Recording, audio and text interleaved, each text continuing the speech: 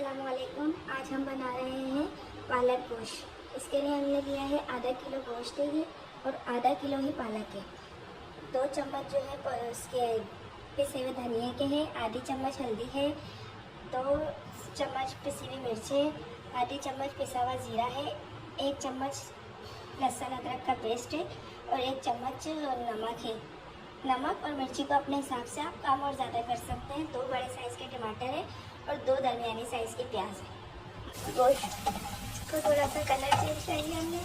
इसके बाद हमने इसमें शामिल करेंगे गोश्त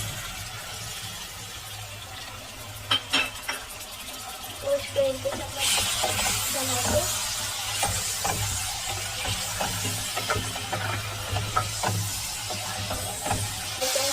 तो इसमें हमने ये छोटे वाले 3 बड़े चम्मच लहसुन अदरक के डाल दिए।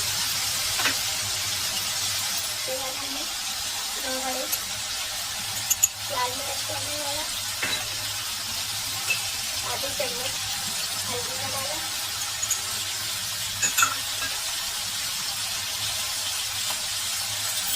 एक चम्मच मसाला डालना, जीरा और धनिया, टमाटर,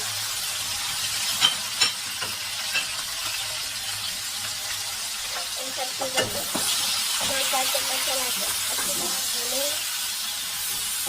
कच्चापन खत्म हो जाए इसको इस तरह से भूनेंगे और भूनने के बाद इसमें 2 गिलास जितने तकरीबन घर के पानी के डाल देंगे ताकि ये गोश्त जो है वो गल जाए। तो ये तकरीबन 2 गिलास जितना पानी डाल के और इसको गलने के लिए छोड़ देंगे। तकरीबन ये आधा किलो जितना ही पालक था, इसको मैंने पहले से धो के और काट लिया है। अब इसको जो है मैं एक उबाल दे लूँगी, इसका सारा खारपन निकल जाएगा।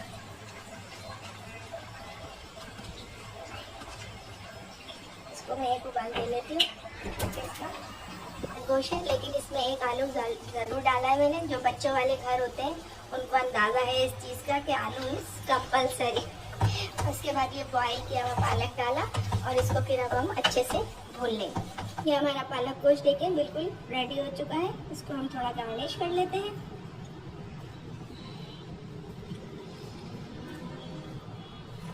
पसंद आया आप लोगों को तो लाइक करें, कमेंट्स करें, शेयर करें और सब्सक्राइब तो